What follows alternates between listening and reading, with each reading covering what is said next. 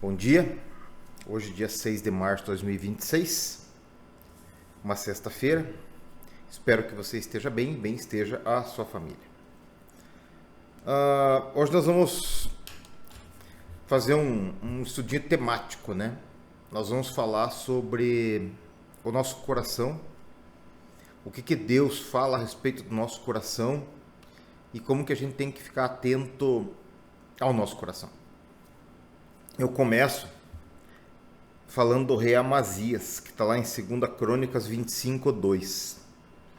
Diz que o rei Amazias fazia o que era reto perante o Senhor, mas não com inteireza de coração. Isso fala de aparência. E eu não sei se você, assim como eu, já teve essa tentação assim, de fazer uma coisa para mostrar para os outros que fez, né? É complicado, porque a gente pode estar fazendo o que é certo, né? Mas não com interesse de coração. A gente pode estar dando com a motivação errada. E aqui o rei é mencionado na Bíblia como alguém que estava fazendo isso. Bom, se sou só eu que fazia essas coisas eventualmente e que às vezes tentava fazer, né? Então, tranquilo, né? Você é uma pessoa de sorte. Mas se você também já pensou em fazer as coisas assim, com motivação errada, estamos aí, a gente tem que estar trabalhando nisso para tentar fugir dessa tentação. Por quê? Porque Salomão nos ensina lá em Provérbios 4:23 assim: sobretudo o que você deve guardar, guarda teu coração, porque dele procedem as fontes da vida. As fontes da vida. Quando do coração procedem fontes da vida, a gente tem que pensar que às vezes também pode acontecer o contrário, né? Diz que a motivação esteja errada. E aí nós vamos ver aqui uma palavra bem pesada para todos nós, né? Que está lá em Mateus 15:19. Acompanhem comigo lá, fazendo favor. A palavra diz assim: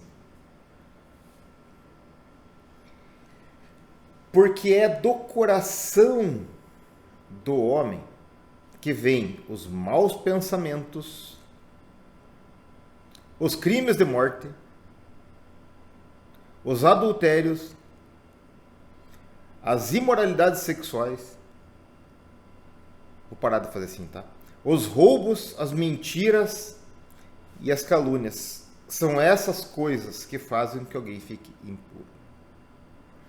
Então, tem aquela piada, né, de que o diabo estava sentado no meio-fio lá, triste. E daí o sujeito perguntou para ele assim: por que você está aí, cara? Daí ele falou assim: agora esses crentes, tudo é culpa minha, né? Tudo o diabo fez isso, o diabo fez aquilo, né? Gente, nós temos que assumir nossas responsabilidades perante Deus. Quando a Bíblia relata o episódio de Adão, Deus chegou lá e viu que o Adão tinha colocado uma folhinha lá para esconder as vergonhas dele, e Deus falou: né? Assim: Adão, eu você? Tava pelado aqui, me escondi, viu? Quem que falou pra você que você tá pelado? O que aconteceu? Comeu da árvore lá? Falei pra você na árvore. Não, a mulher que o senhor me deu. Então, a gente nunca assume as nossas responsabilidades, né? E a gente tem que fazer isso. Então, é do nosso coração que vem essas coisas assim, sabe? Cumpre a nós, tá? Cumpre a nós a gente dominar o pecado, evitar o pecado e nos responsabilizar por aquilo que fizemos, né? Porque, assim, quando Jesus fala lá no mesmo Mateus 6:21, que onde está o teu tesouro, está o teu coração, a gente começa a pensar assim: o que leva uma pessoa ao pecado, né? Ruindade, tem gente que é ruim por natureza, né? Eu conheço algumas pessoas que são muito ruins. Tem outros que têm ânsia por poder. E para alcançar o poder e se manter no poder, primeiro mentem, depois se corrompem, eventualmente matam. Você viu o sujeito lá que agora apareceu morto lá, né? Na cadeia, que estava vindo no episódio do banco, dos ministros do STF, políticos e tal, né? Que nem um filme que eu assisti de mafiosos, né? O mafioso falando pro outro, o sujeito lá se suicidou com 16 facadas nas costas e depois se jogou no rio lá com uma pedra no pé.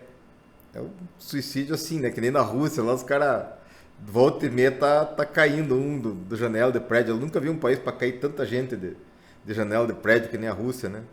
Ou parece sujeito envenenado lá por alguma coisinha. E assim vai. Então, o poder, o dinheiro, o ciúme, tudo isso leva as pessoas a cometer os pecados. Isso é do diabo? De certa forma é uma semente, mas a responsabilidade é nossa, tá? A gente que dá vazão para essas coisas assim, né? Agora vejam lá, vamos voltar um pouquinho para ver um cara que eu acho fantástico e sempre acho assim muito misteriosa a vida dele, como que Deus tratou ele. E é um sujeito diferenciado que é o Davi, né? O Davi, ele era um cara assim que ele eventualmente matava, ia pra guerra. Nós podemos estudar o episódio da Batseba aqui um dia desses e tal. Davi fazia essas coisas assim, mas Deus amava Davi. Davi era o homem com coração segundo o coração de Deus, e aí como é que fica? Um cara que antes de morrer, as últimas coisas que falou foi falar para Salomão, Salomão, não deixa o fulano lá descer em paz para sepultura. Era um cara assim. Só que Davi tinha um detalhe, veja aqui, ó. Vejam comigo no Salmo 139, né, no versículo 23, ele dizia assim, ó Deus, examina-me e conhece o meu coração, prova-me e conhece os meus pensamentos, vê se há em mim algum pecado e guia-me pelo caminho eterno. Então era um homem que participava de uma guerra de manhã e de tarde escrevia um salmo, mas ele não tinha problema nenhum de chegar na presença de Deus e dizer assim, Deus, pequei, fiz errado, sonda o meu coração aqui, estou fazendo confusão, já que me castigar, me castigue e tal, tô aqui. Né? Ele não era um dissimulado, assim, né? Eventualmente fazia cada confusão que a gente pode escutar aqui, igual você e igual eu, né? Porque, gente, a gente faz confusão, não adianta.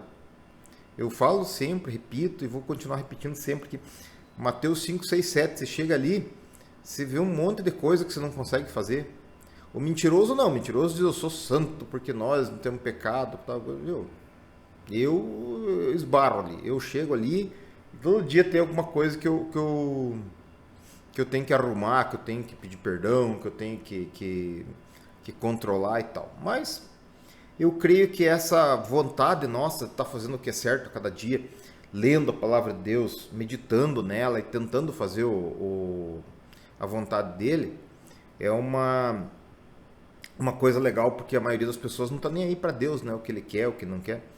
É a nova trindade, né? Os meus desejos, as minhas necessidades, as minhas convicções, né?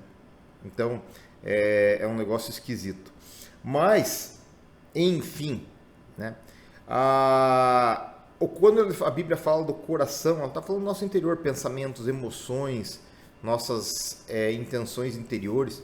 E eu vou simplificar para vocês. Nós temos uma centelha do Espírito de Deus dentro de nós, tá?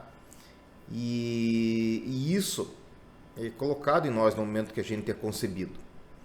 E ela fica como uma chaminha piloto lá, desse tamanho assim, sabe? Quando você começa a ler a palavra de Deus, você começa a orar, você começa a louvar a Deus, tá? Através de Jesus Cristo, tá? Que é o caminho, a verdade e a vida. E ninguém vem ao Pai, senão por mim, disse ele. Você começa a dar gás nessa chaminha e ela começa a ficar maiorzinha. Aí o teu desejo sensorial, tá? Ele começa a diminuir e a tua intenção, tua vontade espiritual começa a aumentar. Você começa a concordar com a Bíblia, o coração começa a arder e tal. E você começa a fazer o que é certo por amor a esse Deus que te deu tanta coisa. Não por temor, por obediência, não por medo daquele Deus barbudo que jogava um raio do céu lá, que dava trovão. Não, por amor. É um Deus maravilhoso que que fez tanta coisa boa para nós, que nos dá vida a cada dia, né? Bom, então quando você começa a dar gás nessa sua chaminha piloto, ela vai crescendo, tá? E aí você vai se tornando um ser mais espiritual, porque isso vai crescendo. Esse espírito que está dentro de você, ele sente suas emoções, ele sabe seus pensamentos, ele sabe suas motivações. E ele está vendo o que você faz através dos seus olhos, está sentindo o que você sente, está sabendo o que você fala, né? Então, ele discerne juntas, medulas, ossos, né? A palavra de Deus fala isso, né?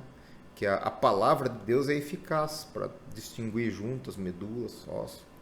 E o Espírito Santo que está dentro de você, ele sabe discernir essas coisas, porque ele está dentro de você sentindo suas emoções. Então não adianta a gente ter só uma externalidade de bonzinho ou de correto. Falar bonito qualquer estelionatário fala. Vocês veem quanto angu que está dando em tudo que é parte, né? O cara, hoje em dia, se ele é estelionatário, ele se dá bem com a profissão. Principalmente político, religioso, né? O cara se dá bem. E o humilde, assim, ele tem mais dificuldade para essas áreas aí. Mas, né? Fazer o quê? É o que temos para lidar hoje em dia.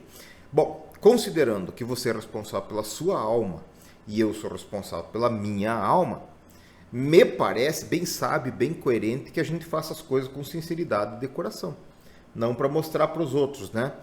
Mas para ter uma vida sincera com Deus, como Davi, né? Examina-me, conhece o meu coração. Essa oração é uma oração muito corajosa que nós devemos fazer cada dia. Amém? Vamos orar? Senhor, sonda os nossos corações.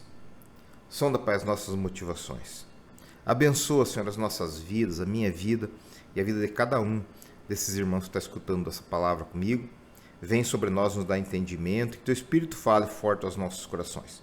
Sonda se tem em nós algum caminho mau e nos ajuda, Senhor, a entender isso e ter força, Senhor, para nos guiar conforme a Tua vontade.